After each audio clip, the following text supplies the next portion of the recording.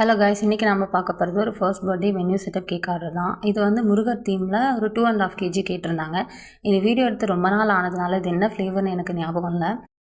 இந்த கேக்கை வந்து நான் தனித்தனியாக தான் இங்கேருந்து செஞ்சு கொண்டு போய் அங்கே போய் தான் நான் செட் பண்ணேன்.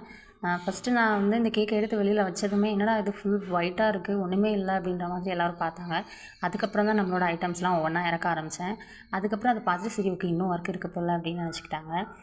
அந்த மயில் இறகு அந்த மயில் எல்லாமே வந்துட்டு நான் ஃபோனலில் செட் பண்ணி கொண்டு வந்திருந்தேன். இதுதான் என்னோடய ஃபர்ஸ்ட்டு ஹெவி ஒர்க் ஆர்டர்னு சொல்லலாம். அந்த மாதிரி அவ்வளோ ஒர்க் இருந்துச்சு. ஃபுல் அண்ட் ஃபுல் ஃபாண்டன்ட்லேயே வந்து எல்லாமே க்ரியேட் பண்ணணும். கேக்கோட வேலை ஈஸியாக முடிஞ்சிச்சு. இந்த ஃபாண்டன்ட் ஒர்க் மட்டுமே நான் 1 day ஃபுல்லாகவே வந்து நான் ஒர்க் பண்ணிகிட்டு இருந்தேன். அவ்வளோ ஒர்க் இருந்துச்சு. அதுக்கப்புறம் அவங்க ஒரு காம்போ ஆஃபர் செட் வந்துட்டு சூஸ் பண்ணியிருந்தாங்க. இது வந்து எல்லா ஃபர்ஸ்ட் பர்த்டே கேக் ஆர்டர்ஸ்க்கு மட்டும் நான் கொடுக்குறேன்.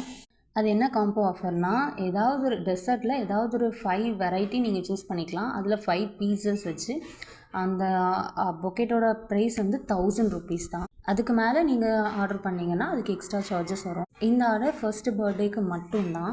அதில் அவங்க சூஸ் பண்ணியிருந்தது ப்ரௌனீஸ், அப்புறம் கேக் பாப்ஸு, சிக்கிள்ஸு இந்த மாதிரி கேட்டிருந்தாங்க. அது போக கப் கேக்ஸும் தனியாக அவங்க கேட்டிருந்தாங்க.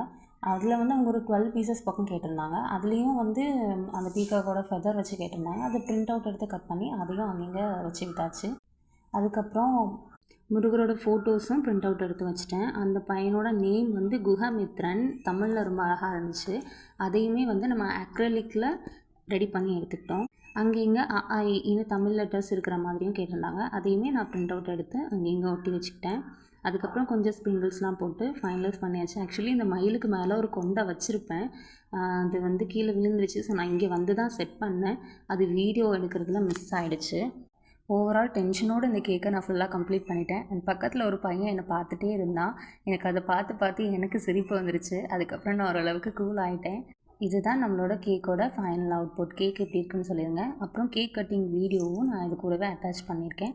கஸ்டமரோட ரிவ்யூவும் ரொம்ப நல்லா இருந்துச்சுன்னு சொல்லியிருந்தாங்க. எல்லாருக்குமே ஹாப்பி. அந்த பர்த்டே பாயும் ரொம்ப ஹாப்பி.